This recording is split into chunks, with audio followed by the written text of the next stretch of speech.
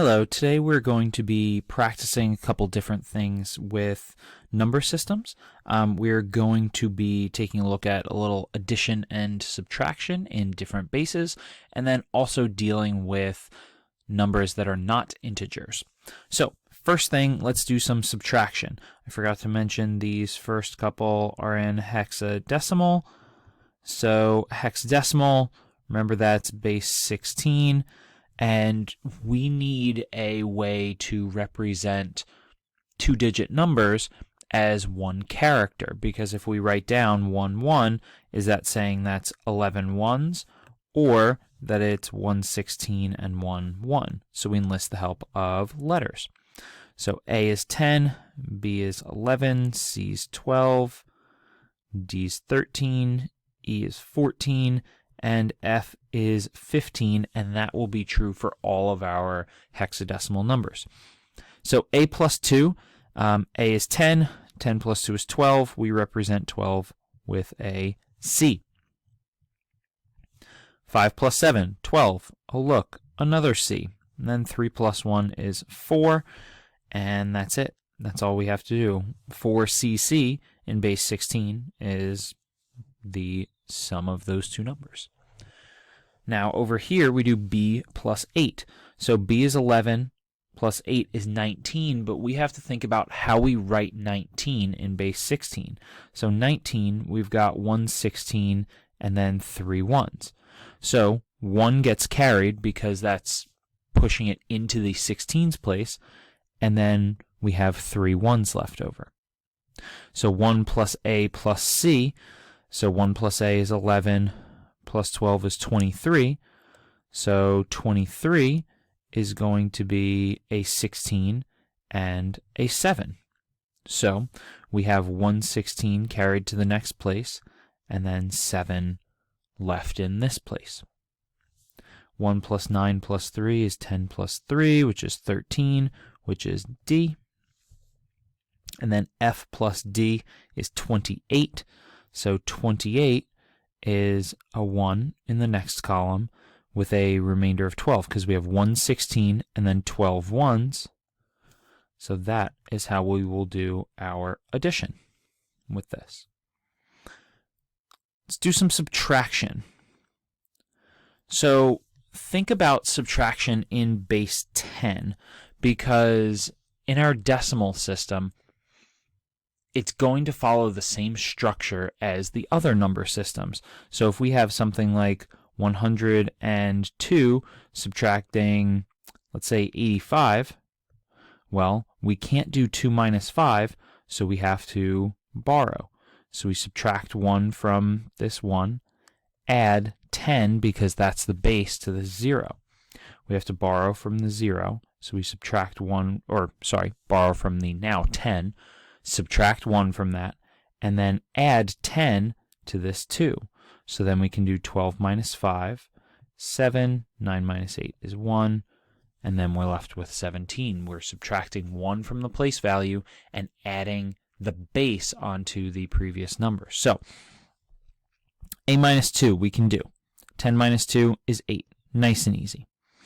5 minus 7, however, we have to borrow. Since we're in hexadecimal, we're going to subtract 1 from the 3. 3 minus 1 is not 1, but 2. But then we're adding 16 to the 5 because that's what our base is. So instead of 5, we add 16 and end up with 21.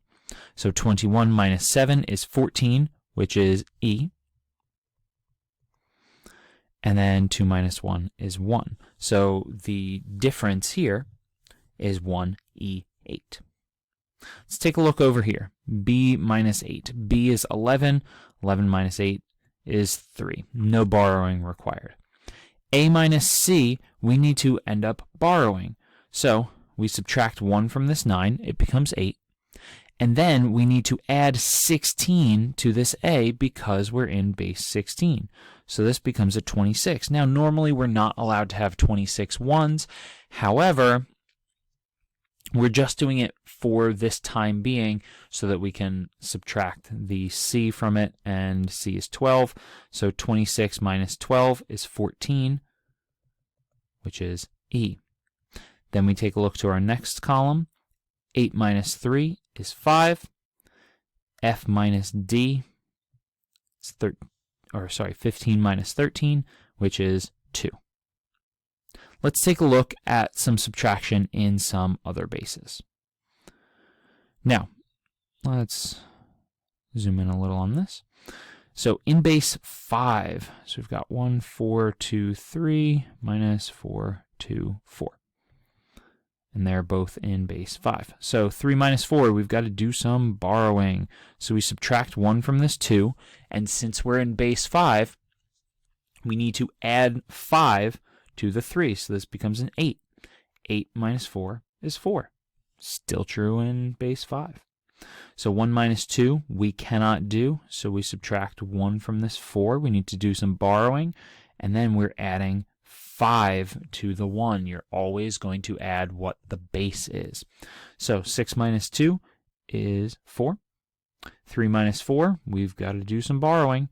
So we subtract 1 from here, add 5 to the 3. 8 minus 4 is 4. So the difference here is 4, 4, 4, base 5. Let's take a look at subtraction in base 7. So we've got 5, 3, 6. We are subtracting 2, 4, 5. 6 minus 5 is 1, even in base 7. 3 minus 4, we've got to do some borrowing, so we subtract 1 from the 5. And since we're in base 7, we need to go through and add 7 to the 3. So we end up with 10. 10 minus 4 is 6. 4 minus 2 is 2. So 2, 6, 1, base 7. So it's the same borrowing structure as we've done in base 10 since elementary school. So adding in base 7, just to take a look at some ones that we have some other examples that aren't in binary from the last video or hexadecimal from earlier this one. So we have 153 plus 216 in base 7. So 3 plus 6 is 9, but we cannot have 9 in base 7. So we've got 1 7 and then keep a 2, right? Because we have 9, we can split that up into 1 7 and then 2 1s, so that 1 gets carried up here. 1 plus 5 plus 1 is 7, but think about how we write 7 in base 7. We have a 0, carry the 1. So 1 plus 2 is 4. Now, the next thing that I think we need a little practice with is what's called a radix point. Now, we call it, in our system, this is our decimal point, but it's called a radix point because not every number system uses base 10, so they're not all decimal. So the idea is if we have some number, like say we have 147.114 in base 10, this is our tenths place, our hundredths, and our thousandths.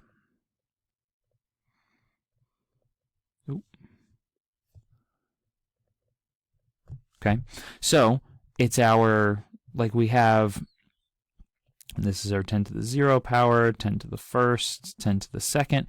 After the radix point, it's going to subtract 1 from our exponent each time.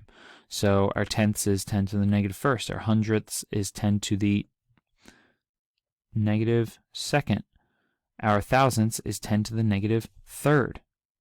Okay, so we're going to keep that same structure for these other ones. So we're converting 12, sorry, not 12, 12.23 base 4 to decimal. So that's our base 10 system.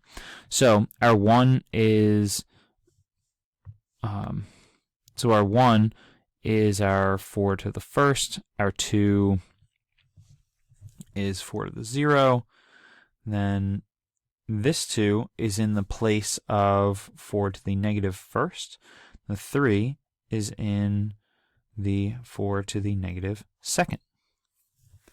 So we've got 1 4, we've got 2 1s, And then this is, so 4 to the negative fourth is 1/4. So we've got 2 1/4. Then here, 4 to the negative second is 1/16.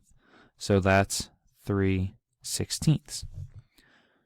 So all we do with this is we combine like terms. So we've got 4 plus 2 is 6, and then 2/4 is 8/16.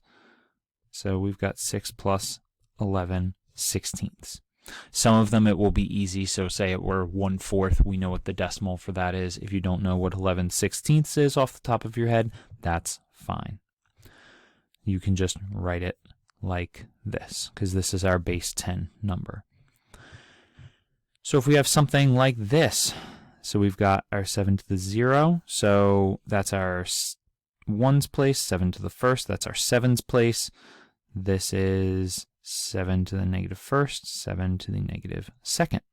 So we have 5 times 7 is 35, 4 times 1 is 4, and then 0 times 1/7 is 0, and then 3 times 1/49 is 3/49. So this one, we've got 39 plus 3/49.